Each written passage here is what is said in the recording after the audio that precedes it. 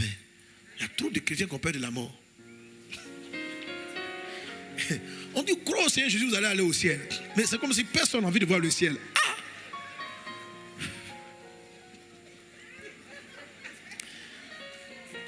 La mort dans l'église de Dieu est devenue un vrai drame.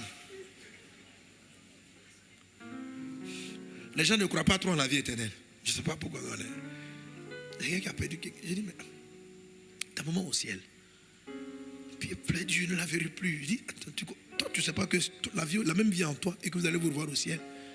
Elle est partie. Je dis, bon, c'est normal de pleurer. Jésus même a pleuré pour Lazare, étant bien conscient qu'il allait le ressusciter. Parce que toute perte est un arrachement. Mais la Bible dit, ne pleurez pas comme ceux qui n'ont pas d'espoir. Nous, on a l'espérance de la vie éternelle. C'est-à-dire, on pleure parce qu'on ne va pas tout voir pendant le reste de notre temps de vie sur terre. C'est douloureux, ça fait mal. C'est normal. Mais ton histoire n'est pas finie. Il y a en toi une vie éternelle. Si la personne a donné sa vie à Jésus, il y a la vie éternelle. Mais si elle n'a pas donné sa vie à Jésus, il n'y a pas la vie éternelle. Il n'y a pas la vie éternelle. La vie éternelle, c'est la vie qui subsiste même quand le corps est mort. Même quand le corps s'en va, c'est la vie qui subsiste. C'est le bonheur qui subsiste. Quand cette vie-là brille en toi, tu es au paradis. Le paradis est merveilleux. Et vous savez, sur chacune de nos vies, il y a une prophétie qui est vraie, qui est déjà marquée. La prophétie qui est vraie pour tout le monde, c'est que tu vas mourir. C'est-à-dire que, tu vois, c'est une évidence, tu vas mourir. Tu vas mourir. Tu vas mourir même. Tu vois, voilà, tu vas mourir. Ça, c'est une prophétie, c'est-à-dire, ainsi par l'Éternel. Tu mourras. Donc, une prophétie qui est si évidente et certaine, elle mérite d'être préparée. Elle mérite d'être préparée. Quelque chose, tu sais que tu t'en vas là-bas. Quel que soit ce que tu vas bâtir sur la terre, c'est-à-dire que tu es sûr que ça finit là-bas. C'est-à-dire que tout ce qu'on est en train de faire là, ça finit à ce point-là. Pourquoi tu ne t'y prépares pas? Comment est-ce que tu vis comme si tu n'allais pas mourir?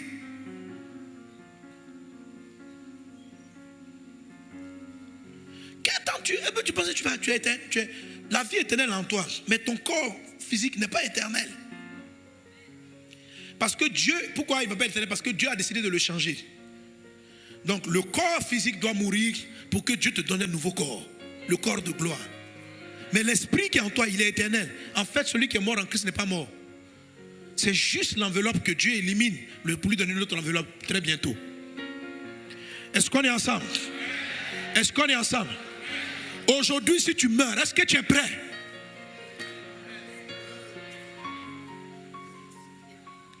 Est-ce que tu es prêt? Est-ce que tu réalises que, c'est-à-dire que quand tu marches, tu ris à tes amis. Est-ce que tu sais que tu peux partir?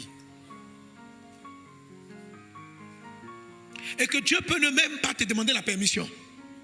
Comme il le dit, il le présente souvent à ses amis. Marcher dans la sainteté te donne pour fin la vie éternelle.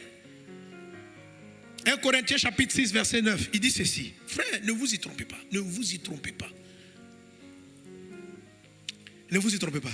Les injustes n'hériteront pas le royaume de Dieu. Tu vois, tu ne peux pas dire que tu es né de nouveau. Jésus t'a sauvé. Mais au travail, dans tes actes, tu es injuste même. Toi-même, tu sais que ce que tu fais n'est pas correct. Mais la vie éternelle, tu es en train de la chasser de toi. Tu l'as obtenue gratuitement. Comme Jésus t'a sauvé gratuitement, marche dans la sainteté. Il dit, comme celui qui vous a appelé est saint. On n'a pas dit soyez saint pour qui vous appelle.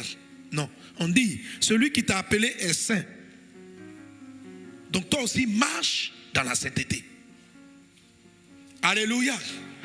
Et la Bible c'est donc, ni les injustes n'hériteront pas, ni les injustes n'hériteront pas le royaume de Dieu. On continue, ni les injustes, ni... Ne vous y trompez pas.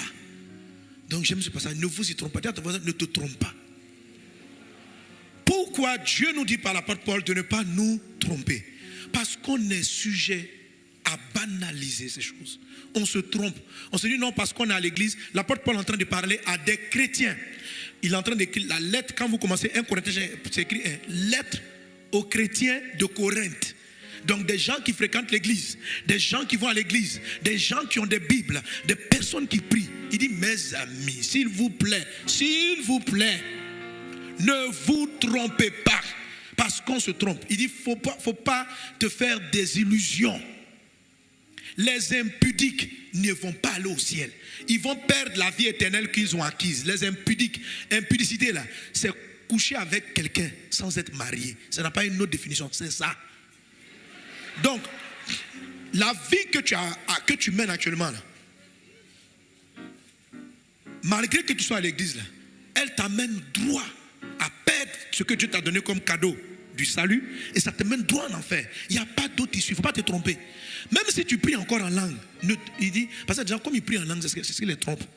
Il y a d'autres aussi, comme Dieu fait des miracles avec eux, parce que les Corinthiens là, tu connais le livre de Corinthe, c'est dans ce même livre que Paul dit plus tard, dans le chapitre 12, il dit, Dieu vous a donné à tous des dons spirituels. Le même livre. Donc, parmi eux, il y avait des prophètes, il y avait des gens qui avaient l'onction de guérison, des miracles. Ça, à eux là, il dit, ne vous y trompez pas. C'est-à-dire, faut pas te séduire, quoi. Faut pas penser que parce que tu fais des miracles et que tu as fait 3 prières sans marcher, que c'est bien, quoi. Non. Il y a une prophétie qui est certaine, tu vas mourir. Et si tu meurs dans ça, c'est l'éternité. C'est-à-dire, tu ne peux pas jouer une deuxième carte. C'est l'éternité.